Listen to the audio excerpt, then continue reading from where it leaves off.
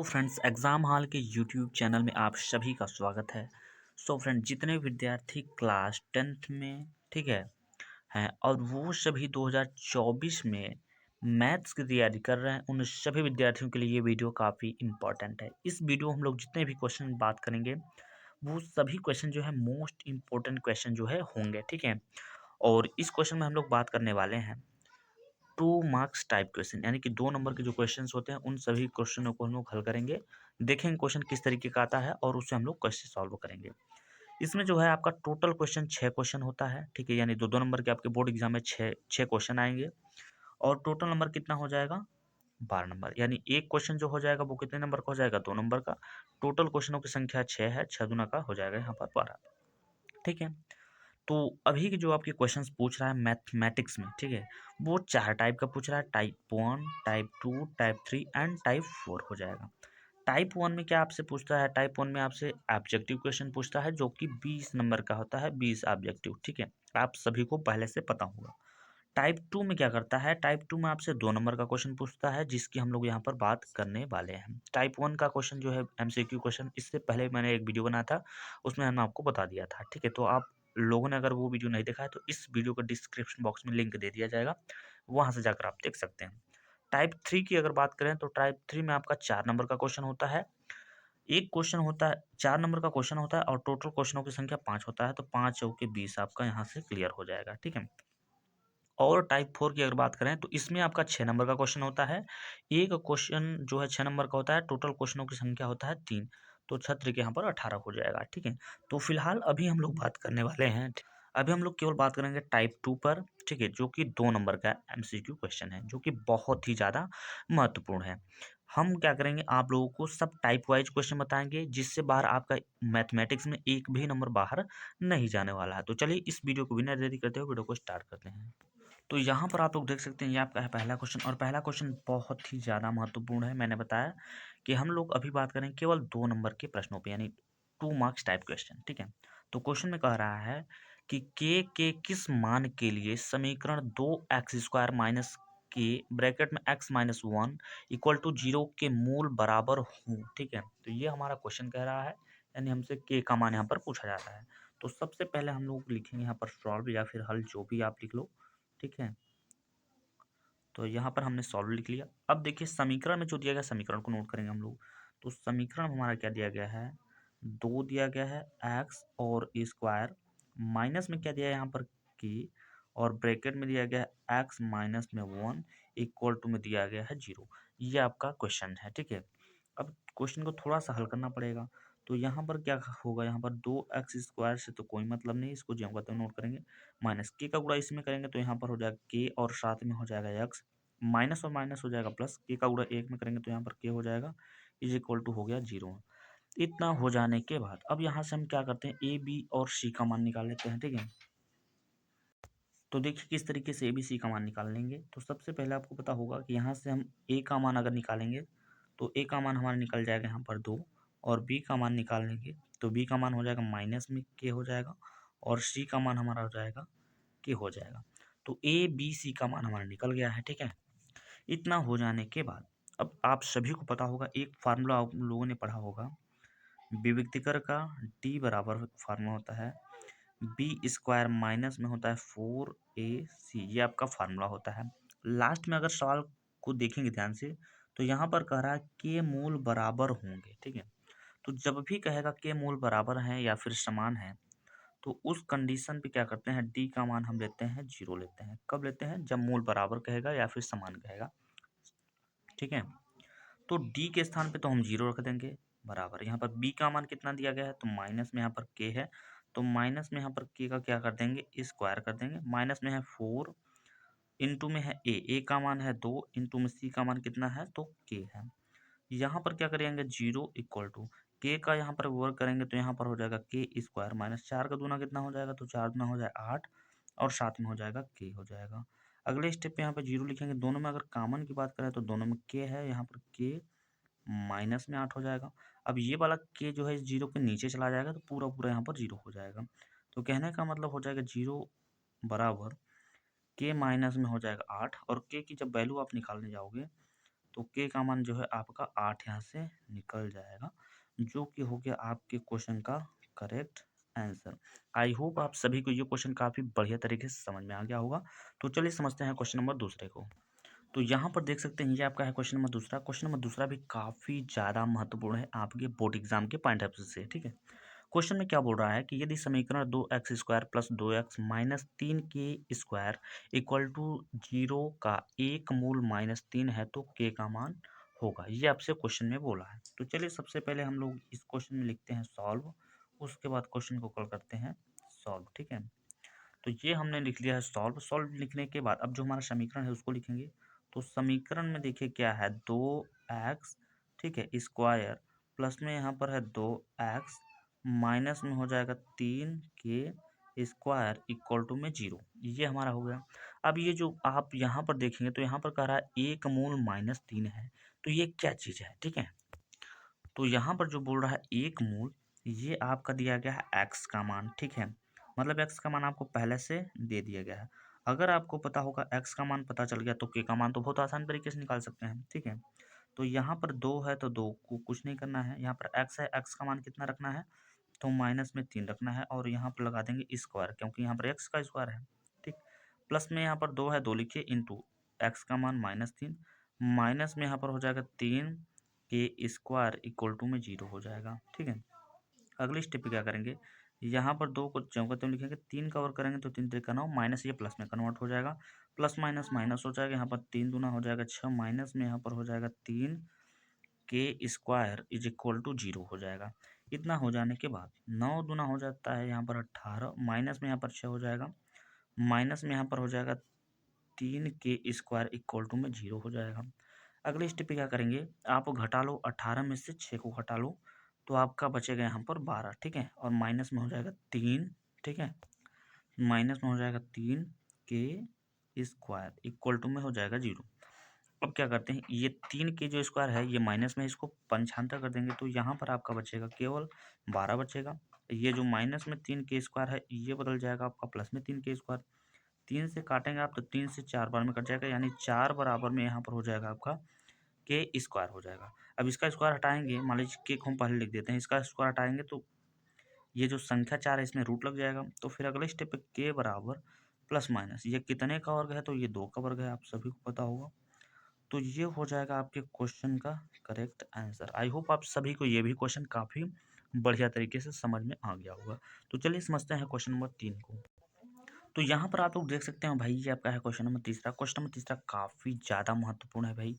इस क्वेश्चन में बोल क्या रहा है, कह रहा है कि दो क्रमागत धनात्मक पूर्णांक ज्ञात कीजिए जिनके वर्गों का योग 365, यहाँ पर लास्ट में दिया गया है 365 है, ठीक है। तो सबसे पहले आपको दो क्रमागत संख्या लिखना पड़ेगा। तो सबसे पहले आप क्वेश्चन को हल करने से पहले यहाँ पर लिख दीजिए सॉल्व, या फिर हल, आप जो भी चाहे लिख सकते हो, ठीक है। तो हमने यहाँ पर लिख दिया।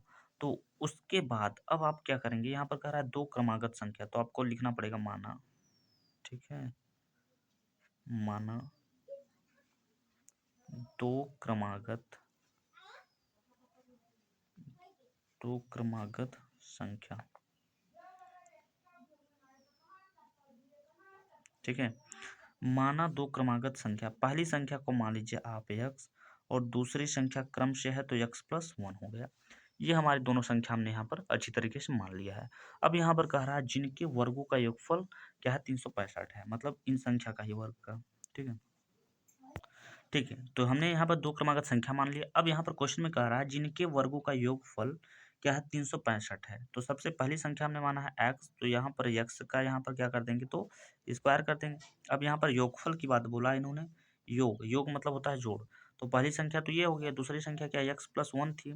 तो यहाँ पर आपको लिखना पड़ेगा x+1 और इसका क्या कर देना होगा, स्क्वायर इक्वल टू में लिखना होगा 365 यानी 365, ठीक है।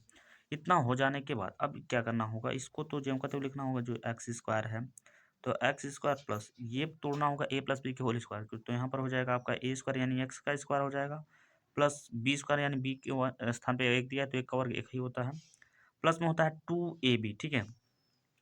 तो 2 हो जाएगा, a का मान x है, x लिखेंगे, b 1 है। अगर मान लीजिए हम दो एक्स का गुणा एक में करेंगे तो दो एक्स ही हमारा आ जाएगा, इसलिए हमने यहाँ पर दो एक्स ही केवल लिखा है। अगले स्टेप पे क्या करेंगे, अगले स्टेप नहीं, यहाँ पे बराबर लगा दीजिए। उसके बाद फिर यहाँ पर लिखिएगा 3, 6 यहाँ पर लिख दीजिएगा और यहाँ पर 5, यानी 365 हो जाएगा आपका, ठीक है। फिर क्या करेंगे, यहाँ पर एक्स स्क्वायर है तो एक्स स्क्वायर और एक्स स्क्वायर होता है 2x², आप सभी को पता होना चाहिए, ठीक है। प्लस में अब ये 2x जो है इसको हम पहले लिख देते हैं और उसके बाद लिख देते हैं 1। ये 365 को 95 करेंगे तो ये माइनस में आ जाएगा, 3, 6, 5 यानी 365 इक्वल टू हो जाएगा 0।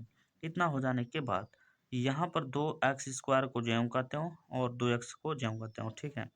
यहाँ पर माइनस में 365 लिखा है, यहाँ पर प्लस में 1 लिखा है। प्लस माइनस माइनस, माइनस का मतलब घटाना।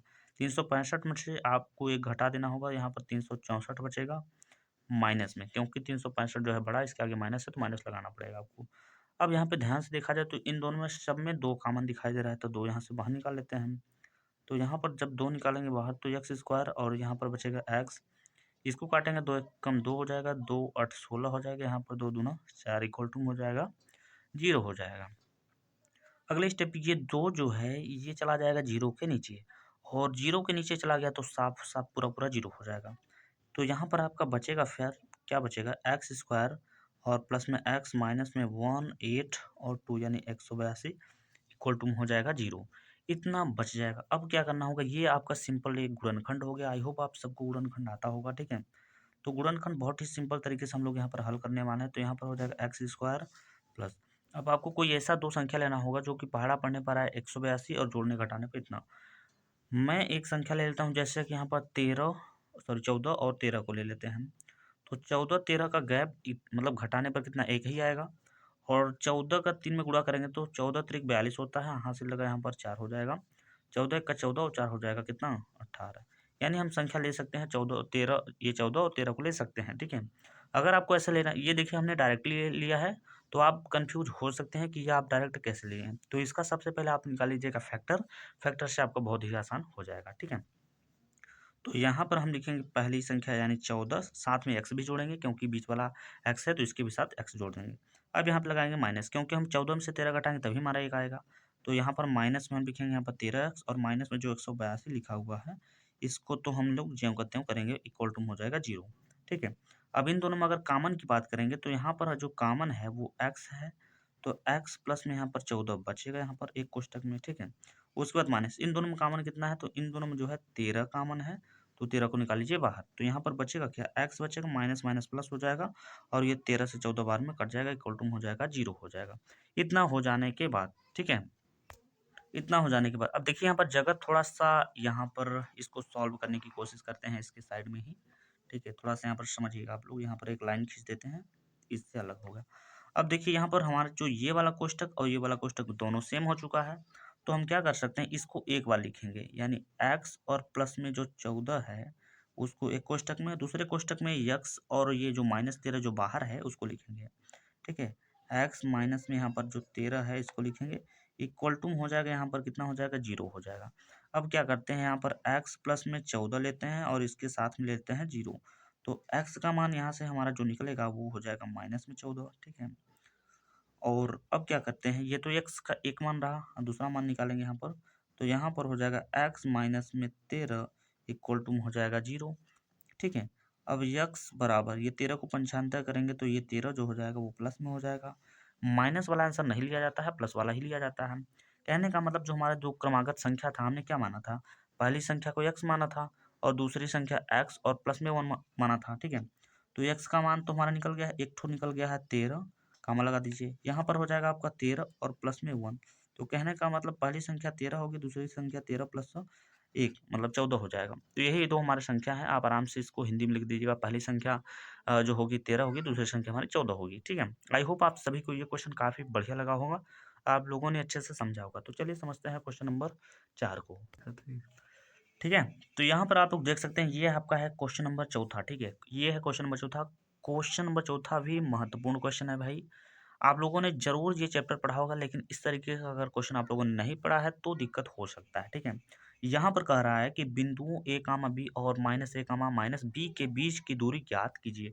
बहुत ही सिंपल है भाई, बीच की दूरी पूछ रहा है। तो सबसे पहले यहाँ पर हम लोग लिख लेते हैं सॉल्व या फिर हल, जो भी कह लो, ठीक है। अब जो हमारे बिंदु दिए गए हैं उसको नोट कर लेते हैं। तो पहला जो बिंदु दिया गया है ए कामा बी दिया गया है, ठीक है। और जो दूसरा बिंदु दिया गया है वो माइनस में दिया गया है, ए कामा माइनस में बी दे दिया गया। तो हमारे जो बिंदु हो गए ये हो गए। इसको हम बोलते हैं x1, इसको बोलते हैं y1, ठीक है। और जो इसमें है ये हमारा हो जाएगा x2 और ये हो जाएगा y2। ये हो चुका है, ठीक है। अब हम लोगों से यहाँ पर पूछ रहा है दूरी। दूरी को आप सभी को पता होगा d से दर्शाते हैं। तो यहाँ पर d बराबर एक फार्मूला लिख दीजिए। d बराबर एक फार्मूला होता है, बहुत ही अच्छा फार्मूला होता है। क्या होता है? तो फार्मूला होता है x2 माइनस में होता है x1, कोष्टक बंद लगा दीजिए इसका स्क्वायर, प्लस फिर क्या होता है? तो फिर होता है y2 माइनस में y1 और इसका होता है होल स्क्वायर। ये आपका फार्मूला है, ठीक है। तो अब अगले स्टेप क्या करेंगे, इसी पर हम लोग जो है इसको बैठा देंगे। तो सबसे पहले यहाँ पर x2 है, x2 का मान कितना है? माइनस में a है माइनस, x1 का मान कितना है? a है, तो यहाँ पर लिखेंगे a का स्क्वायर, ठीक है। और यहाँ पर y2 है, y2 का मान है माइनस में 20 माइनस y1 का मान कितना है? b है, तो यहाँ पर लिखेंगे b और यहाँ पर इसका कर देंगे स्क्वायर, ठीक है। अगले स्टेप पे देखिए क्या करेंगे। तो माइनस से यहाँ पर कितना हो जाएगा?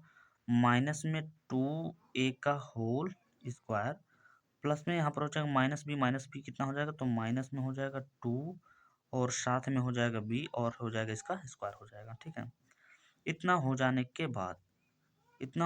के बाद दो का वर्ग यहाँ पर करेंगे तो दो का वर्ग हो जाएगा 4, साथ में हो जाएगा ए स्क्वायर, यहाँ इसका दो का वर्ग करेंगे 4 और साथ में हो जाएगा बी स्क्वायर। ये प्लस जो है माइनस, सॉरी ये माइनस जो था ना ये प्लस में कन्वर्ट हो जाएगा। अब इन दोनों में अगर ध्यान से देखा जाए तो हमें 4 कॉमन दिखाई दे रहा है, तो 4 को हम बाहर निकाल लेंगे। तो यहाँ पर आपका बचेगा ए स्क्वायर और प्लस में क्या बचेगा? बी स्क्वायर, ठीक है। ये रूट में 4 है, तो जब इससे बाहर निकालेंगे रूट से तो ये कितने का वर्ग होता है? ये 2 का है, तो यहाँ पर 2 निकल जाएगा बाहर। रूट में क्या रह जाएगा? तो रूट में आपका रह जाएगा यहाँ पर ए स्क्वायर और प्लस में बी स्क्वायर। और इस तरीके से ये हो जाएगा आपके क्वेश्चन का करेक्ट आंसर, ठीक है। आई होप आप सभी को ये छोटा सा क्वेश्चन काफ़ी अच्छा लगा हो, आपको एकदम आसानी से सीख गए होंगे, ठीक है। तो चलिए समझते हैं क्वेश्चन नंबर 5 को।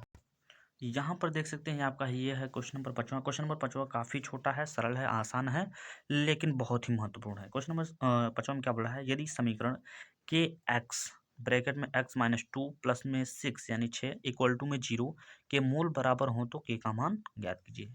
इसी तरीके का क्वेश्चन मैंने एक पहले ही बता चुका है, ठीक है। आई होप आप सभी को ये क्वेश्चन आ जाएगा। तो चलिए सबसे पहले यहाँ पर लिख लेते हैं, यहाँ पर हम लोग सॉल्व या फिर हल लिख ले सकते हैं, कुछ भी लिख सकते हैं। अब समीकरण में जो भी दिया गया है उसको हम लोग नोट कर लेते हैं। यहाँ पर लिखा है के, साथ में लिखा है एक्स और ब्रैकेट में लिखा है के माइनस में 2 प्लस में यहाँ पर है 6 इक्वल टू में है 0। इस कोष्टक को तोड़ेंगे तो के एक्स का गुणा अंदर करेंगे तो यहाँ पर हो जाएगा के, साथ में हो जाएगा एक्स का स्क्वायर माइनस इसके एक्स का इसमें गुणा करेंगे तो यहाँ पर हो जाएगा 2 पहले लिख देंगे, फिर हो जाएगा के, फिर एक्स हो जाएगा, प्लस में यहाँ पर हो जाएगा 6 इक्वल टू में हो जाएगा 0। अब यहाँ से हम ए बी सी का मान निकाल सकते हैं।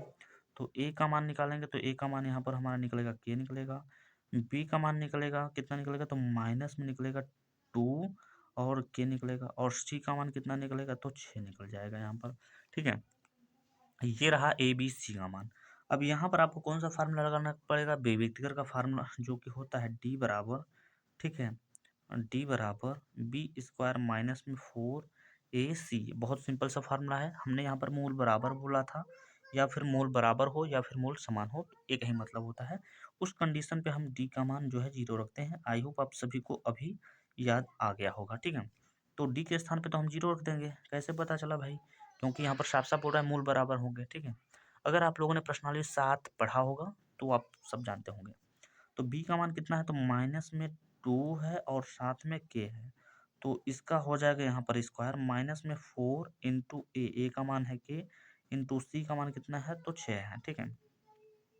यहाँ पर हो जाएगा 0, 2 का वर्ग करेंगे तो यहाँ पर 2 का वर्ग 4, प्लस में यहाँ पर हो जाएगा के स्क्वायर माइनस 4 छंग होता है कितना होता है? 24 होता है, प्लस में यहाँ पर 24 के हो जाएगा यहाँ पर इंटू में।